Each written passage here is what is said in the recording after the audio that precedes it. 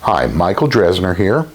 Today we'll show you how to use a variety of GluBoost products to create custom inlaid rings.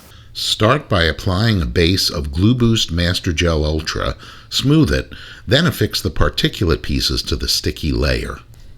Fill in the spaces with Fill and Finish Thin, and add extra particulate if you like.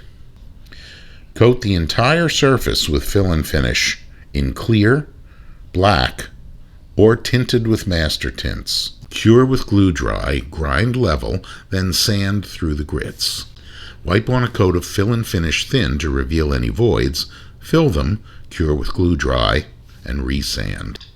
Add a final top coat of Fill and Finish Thin, cure, then polish the surface with a series of ultrafine papers or pads. Take it to a final shine with polishing compound on a cloth or shop towel. Now you can create your own beautiful custom jewelry with GluBoost.